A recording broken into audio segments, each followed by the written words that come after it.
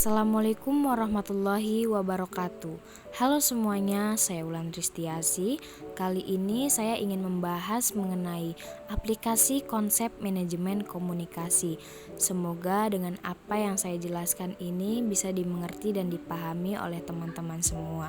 Pada poin pertama ini, saya akan menjelaskan mengenai konsep dasar manajemen komunikasi. Sebelumnya, kita harus mengetahui terlebih dahulu apa sih yang dimaksud dengan manajemen komunikasi.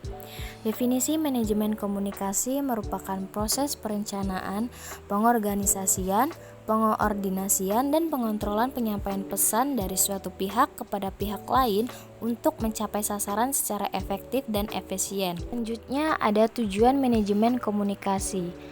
Tujuan manajemen komunikasi adalah pemanfaatan optimal sumber daya manusia dan teknologi. Pada intinya, tujuan manajemen komunikasi bagaimana kita bisa menjalin interaksi yang baik sehingga dapat memahami cara berkomunikasi dengan pihak yang lainnya. Lalu yang ketiga ada unsur terjadinya manajemen komunikasi. Menurut Oteng Sutisna tahun 1983 bahwa dalam proses komunikasi ini diperlukan unsur-unsur komunikasi seperti adanya suatu sumber atau yang bisa kita sebut dengan komunikator sebagai penyampaian pesannya. Kemudian ada tujuan yang hendak dicapai. Jadi setiap komunikasi ini pasti memiliki tujuan yang sudah ditentukan sebelumnya dan sejalan dengan organisasi atau suatu perusahaan. Kemudian yang ketiga ada saluran yang menghubungkan sumber berita dan penerima berita. Komunikasi ini dilakukan dengan berbagai saluran seperti bertatap muka, media khusus, media massa jika kita ingin mencapai halayak yang banyak. Kemudian ada penerima berita atau umpan balik seperti komunikator yang menerima pesan lalu memberikan feedback. Baik teman-teman, kita akan beralih pada poin B mengenai efektivitas manajemen komunikasi. Efektivitas komunikasi adalah proses penyampaian pesan yang mampu mencapai tujuan dari isi pesan tersebut dan memberikan umpan balik atau reaksi sehingga pesan pun berhasil tersampaikan yang akan menimbulkan komunikasi yang efektif. Selanjutnya ada kriteria pengukuran efektivitas. Menurut Robbins 1998, untuk mengukur efektivitas dapat digunakan 4 pendekatan, yaitu yang pertama ada pendekatan pencapaian tujuan. Dengan tujuan yang jelas dapat mempermudah perusahaan atau organisasi ini untuk mengatur strategi sehingga mencapai kesuksesannya. Kemudian pendekatan kedua menekankan pada stabilitas. Yang ketiga pendekatan konstituensi strategis yang menekankan terpenuhinya tuntutan stakeholder. Kemudian yang terakhir ada pendekatan nilai-nilai bersaing yang mempertemukan 3 kriteria, yaitu Human Relation Model, Open System Model, dan Rational God Model. Yang ketiga ada indikator pengukuran efektivitas komunikasi.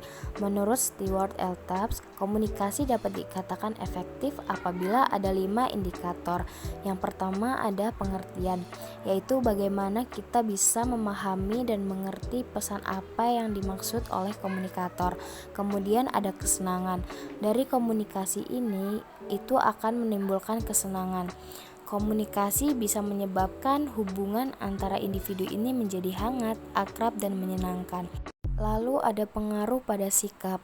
Komunikasi yang dilakukan ini seringkali digunakan untuk mempengaruhi sikap orang lain. Kemudian hubungan sosial yang baik.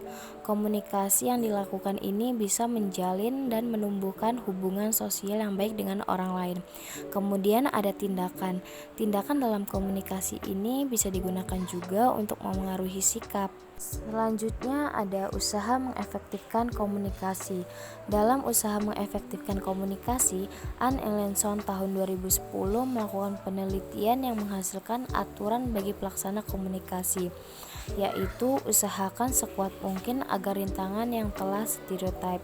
Kemudian yang kedua saling mengerti, yaitu bagaimana komunikator dan komunikan ini berusaha mengerti satu sama lain, sehingga akan membangun lingkungan yang nyaman bersama orang dengan komunikasi. Kemudian menjadi pendengar yang baik.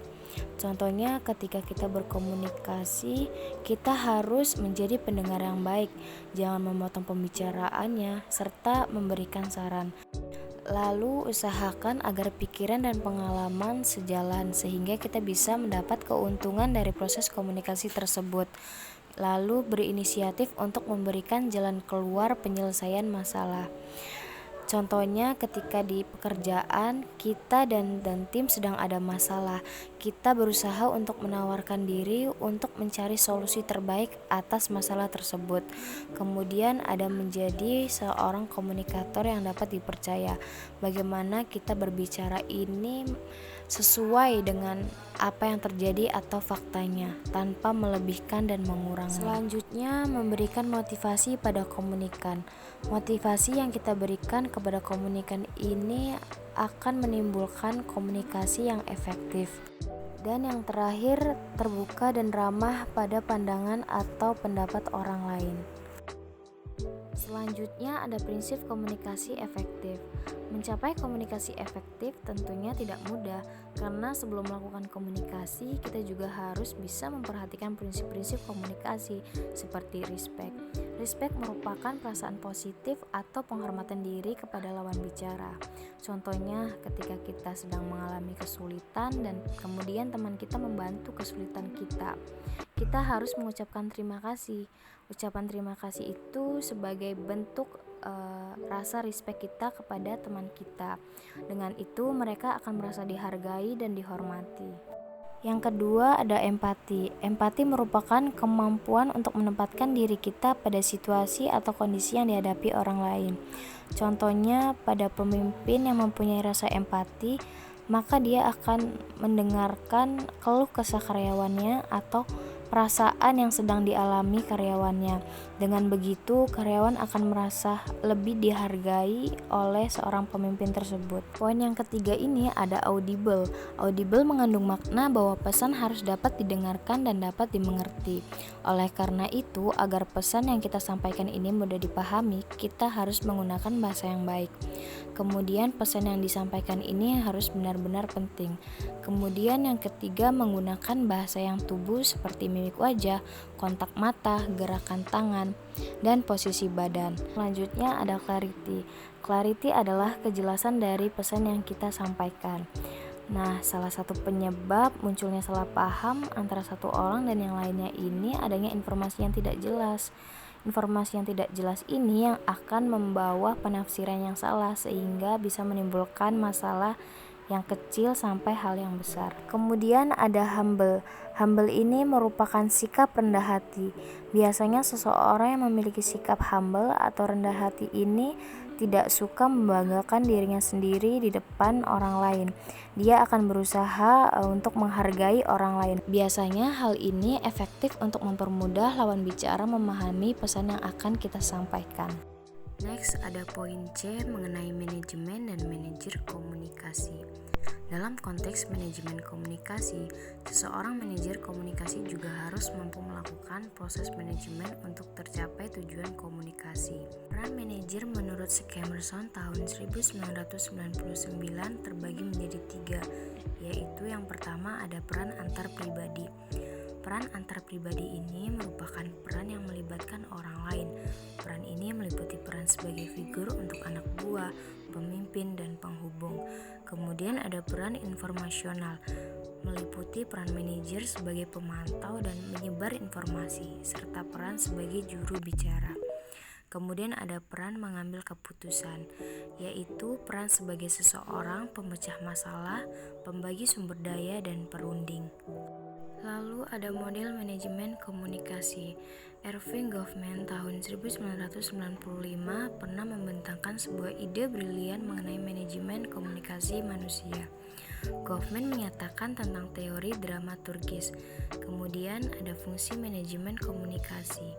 Dalam teori Goffman, ketika manusia mengelola pesan dalam dua panggung yang berbeda, yaitu panggung depan dan panggung belakang.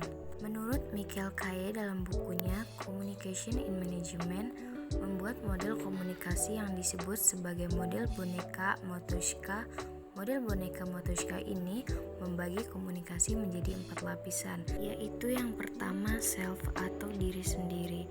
bagaimana kita bisa berkomunikasi melalui diri kita sendiri atau yang disebut dengan komunikasi intrapersonal. Yang kedua yaitu interpersonal atau hubungan antara diri dengan orang lain. Kita di sini akan berkomunikasi dan berinteraksi dengan orang lain sehingga dapat mempengaruhi satu sama lainnya.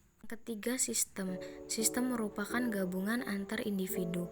Interaksi yang dilakukan antara orang ini bisa disebut dengan komunikasi kelompok. Yang terakhir adalah kompetens. Kompetisi di sini artinya mengonstruksi, mengatur dan menjelaskan makna melalui interaksi dengan orang lain. Contohnya kerjasama tim.